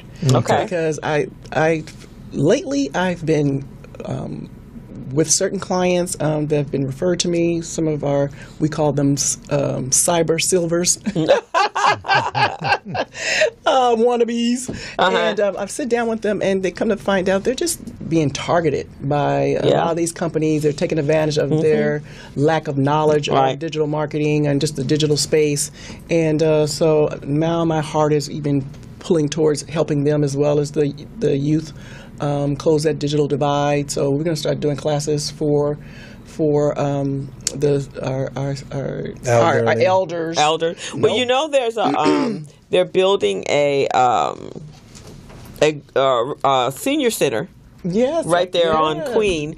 And the other area that, if you're going to be doing that, is Oasis. Oasis is a part of AARP. Oh. And AARP's president is black. She's a black woman. She sure is. And so one of the offices, or they have two locations. They have one in the Baldwin Hill Plaza Mall right around the corner. Okay. Right upstairs in Macy's, right on the other side of where the Black Museum is. Okay. And so they actually have a whole curriculum book that people are teaching those classes to those in AARP. Oh, okay. Awesome. So you might want to look into that. And then and that would be the black ones, and then in the Macy's down on Overland, in the West LA, they have the other. That's the other Oasis senior program, and so awesome. it's like an extension program. It's like going to UCLA. So when you look at the little book, so you can tell them what you want to do, and then they will put you on their schedule. I think they do it in quarters. Okay. And so you can reach out to them. Okay. Also, we have an international internship program. Okay. Actually, we are going to welcome our first international intern from Nigeria. So excited! Okay. Yeah. So his name is Xavier. We're going to talk to him tomorrow and kind of digitize him and get him ready. Deputize him. Okay. And he's going to be here for 6 months. We're pretty excited. And we also are, I just hired a intern from Craigslist, believe it or not. Okay. I did a really interesting ad. I put it on the gig section. And I was very intent. I said I was looking for this, I was looking for that. I said I was an Afro-American businesswoman and this and that. And God, boom, 2 days later, this beautiful young lady from Nashville appeared. She's only been here less than a year. She's going to be awesome. Okay. And then we have I'm not going to say her name, but we have a Cyber Silver intern. That movie, The Intern with Robert De Niro. Okay. Oh, that'll be cute. So we're looking for a couple of more on both spectrums, youth as well as the seniors. Okay. Well, yeah, you should definitely reach out to Oasis. Yeah, and see if they can. You can pull some from there, and also do some classes with them. I think that's fantastic. I know. My business is always. I've partnered up with other nonprofits. So there's a philanthropy, and outside of RBD, it usually doesn't have anything to do with business at all. Okay. I've done Girl Scouts, I've done skiing, and now I'm doing tennis. And that philanthropy arm has always been a part of my business. Awesome. And it has, and that's my balancing part of me. Whether I do business with them or not, it's just what I give back, and it's always been important that. Since I started my business 30 years ago. Now, see, that's why we're supposed to work together. Yeah, right. It's the same. Huh? Right. Because it can't be all about us. And that's it can't be all about dollars. It has to be about being able to give back. And it's so rewarding. And for me, I always think working with children, that's our future. Yes. And I want to make sure as a mentor, just like when Christina was here, it's very important that we are there for our children, helping mentor them to that next level. Yes. And if we've been blessed in having business, because there are a lot of people that would love to have a business, but they don't have the wherewithals to do what we did, to be able to start the business. You don't have to have money always to start a business. You work toward it, and if you have a burning desire, I'm a major advocate of vision boards. Yes. Every year at the beginning of the year, one of my girlfriends and I, we've gone away for New Year's Eve, and that's what we've done. Okay. It's been the talking and creating our vision board. Okay. The BusinessZone was actually on the vision board. You have one too, Gilbert? Oh, yeah, definitely. Oh, yeah. Awesome. Yeah. And part of my vision board had a picture of someone like you on there. And look at this. To help you with small business. Yeah, you're here. You're here, so yeah. So I think it's very important to put it down on paper. Yes. My goal was I want to be a paid professional speaker, and so I put that on the board, and this is what came out of that. Wow, and so I'm working toward that because I want to be actually on George Frazier's team. So that's on the vision board as well, and some other things. I have a personal one, I have a business one, and I have a financial one. Well, you guys are awesome. So it's coming. Stay focused. Stay focused. Yeah, we're focused. But it's been, it's just wonderful because, that's an area we talk about the financial end. We talk about the structure of businesses and operational.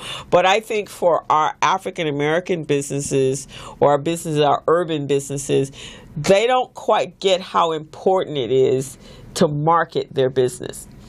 And they get a little vital. It's vital, right? And they get a little frightened because they think it's going to cost them so much money. Right. Mm-hmm. But nowadays, wow, there's some free things out there. There's some free things. There's some free strategies out there that you can do on Facebook on yourself.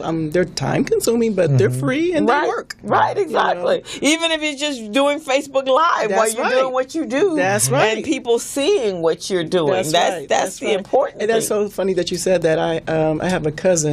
She is on Facebook. She's a 9-to-5er. She doesn't own a business. She's on Facebook like no other. I mean, she's a professional, novice. And I'm like, I gotta call her and show her how to monetize all that activity on Facebook. Right, exactly. Because you can monetize from Facebook as well, right? Absolutely. Absolutely. So I'd say, I'm on Facebook. I'm not talking about who shot Johnny. I'm on there or your intentionally. Or your cat, right? Very intent. I know exactly what I'm doing. I'm posting for a reason, and all that can be monetized. I'm even actually just started working out with a trainer, and I'm getting ready to take. Right now, we're doing the Facebook Lives, and then the next thing is create a e-com store, and then we're going to drive traffic to that e-com store. To people who are interested in that type of stuff. So right now, I'm making it. I'm inspiring people. People come up to me and say, "Oh, I'm so glad that you're working out. Now I'm walking. Now I'm doing this." So now you're building up that know, like, and trust type of relationship, and then you're just going to switch those little eyeballs right over to an e-com store. Sure, that's fantastic. Actually, that could be something for the kids because we're doing usually we do a wholesale day, and then when the Urban League was in its building, we used the back, and the kids would have a store, and then people would come out on Saturdays mornings. Well, we don't have that building, so we're actually in the bank building right there. So one of the things I was suggesting is that we do, because you can do e-commerce, we can create a page for the Biz Camp, right? Mm-hmm. And then we can create links for selling product. Right. We can do drop shipping. It's a technique where you don't house any product or anything. You will get product from a you ordered from the warehouse, right? And they'll send it for you in your name. Okay. And so you never have to touch the product. You just you'll buy it at a lower price, you sell it at a higher price, and you keep the difference. Okay, because we were going to take them. Well, we're going to take them on a wholesale buying trip down to the downtown. No, you don't want to do that because then they have to house it. They don't have to do it. Let me teach them drop shipping. Oh well, we have you come in because we were trying to figure out because we want to get that component of pricing and packaging and that kind of stuff. I mean, we can down the line they could get into private labeling and stuff like that. But let's make some money with the drop shipping. And then now they have a budget. They have a kitty. Now they can go actually buy. Yeah, because we give them a $25 kitty, and then they get to go. So yeah, we will talk after the show because that's the component we want to do for the camp during the camp. Okay, awesome. Is to teach them how to do that, and that's what we've done in the past is to have the in-person store, but we're not going to have we don't have the facilities to do that. Okay. And so we got to use the people that we have, which is the Urban League employees and the board. Okay. And the American Airlines board. But they're going to be all virtual people. So that's what I suggested. We do it on Facebook. Okay. Now, can you monetize on Instagram and Twitter and all the social media? All the social media. So you guys hear that? You can actually sell your products on your Facebook page or your Instagram page, yes, and there you go. Money happening while you sleep. Yes, Facebook That's even how it has works. a store platform now.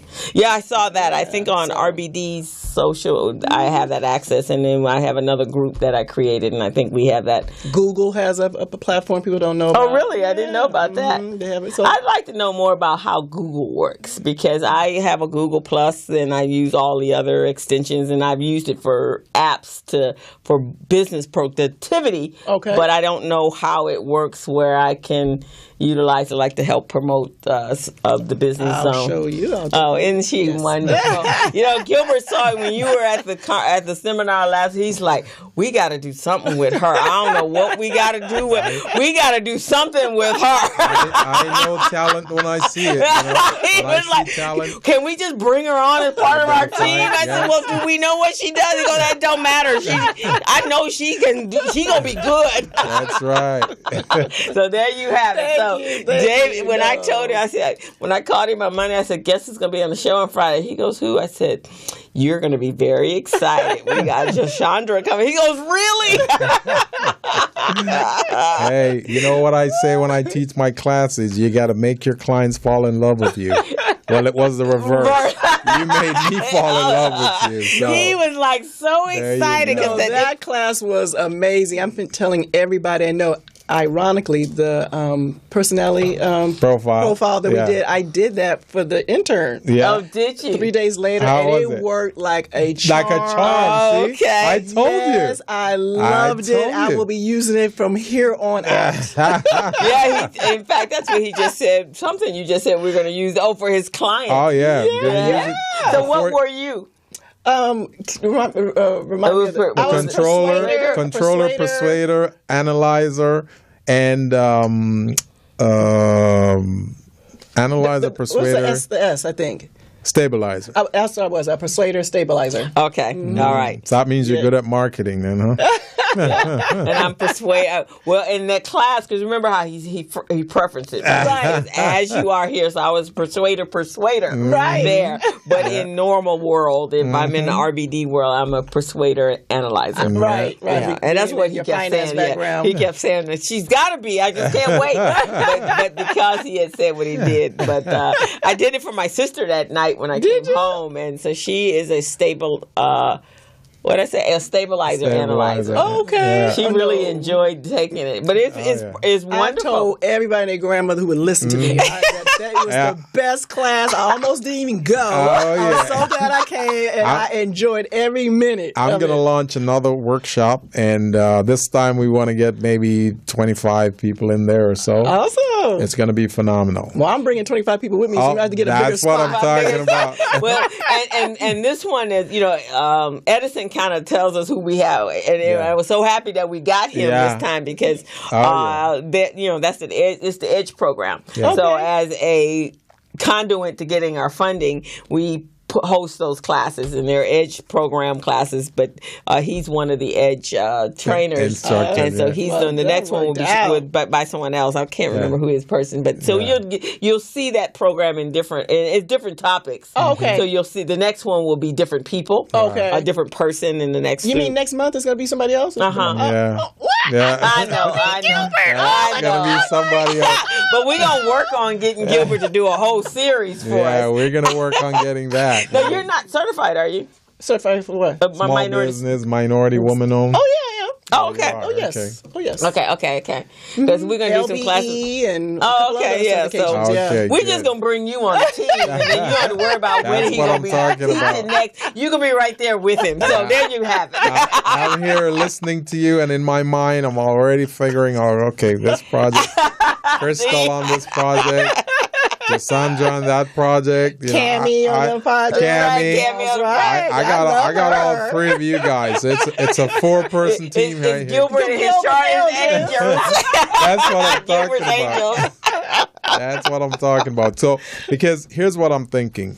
With what you do, the digital marketing, I'm going to put that in a proposal right now. I'm going to pitch it to some folks. And also for my Vegas trip. Oh, I See what like I'm saying? Vegas. Oh, yeah.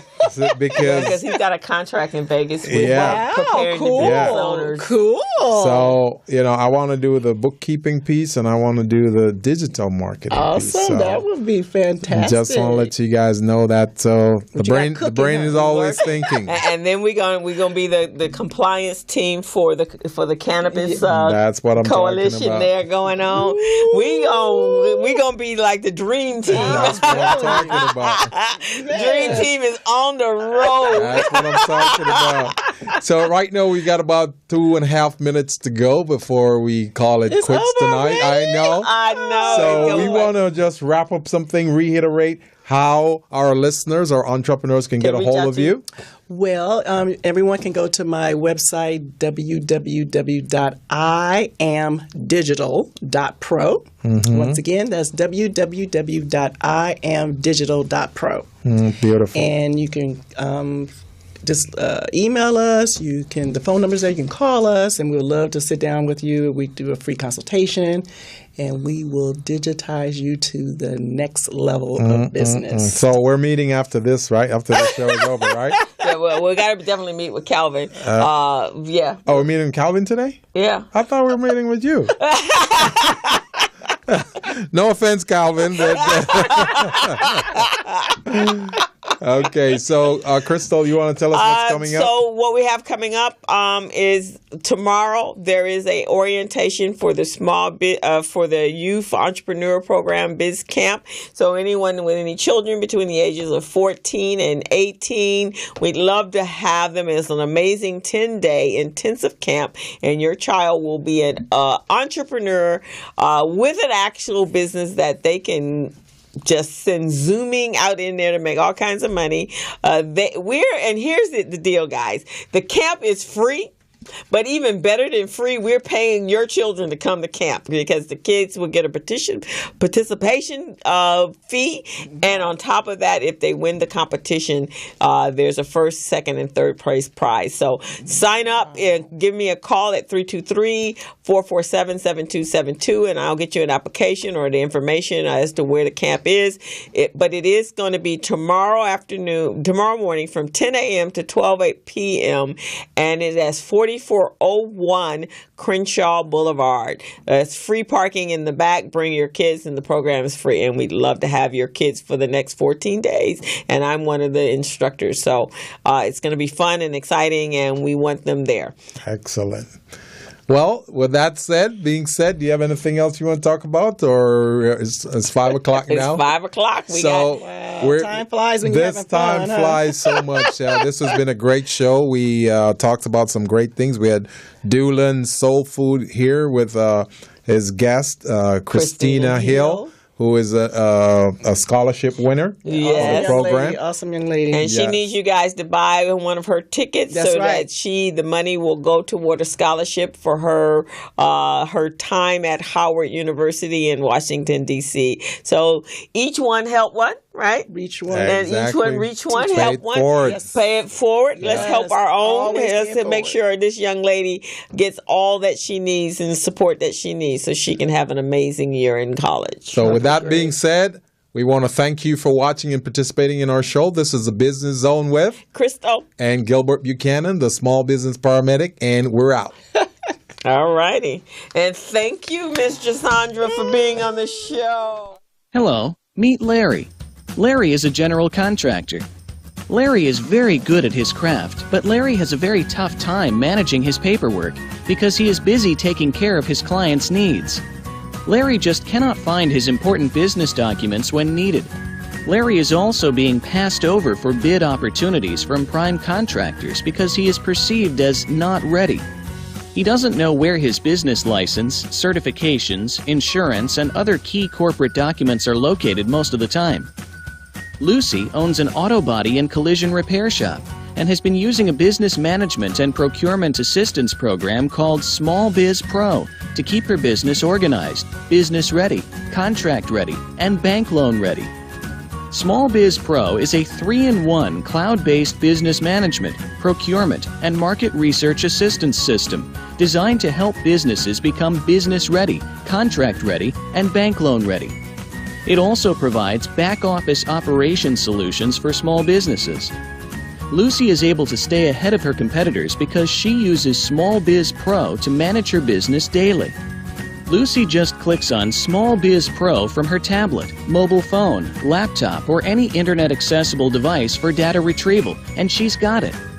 Lucy introduces Larry to Small Biz Pro, and now Larry is more organized and can now find all of his documents and new bid opportunities in seconds. Larry now saves $120 in labor costs for each missing or misplaced document. Just simply go to your web browser and log into smallbizpro.net and register today for a limited 30-day free trial offer. Services start as low as $1 per day. Let's put the competition out of business. Small Biz Pro. If you stay ready, you don't need to get ready. Register now at smallbizpro.net and begin saving money. Email info@smallbizpro.net or call 626-533-1186.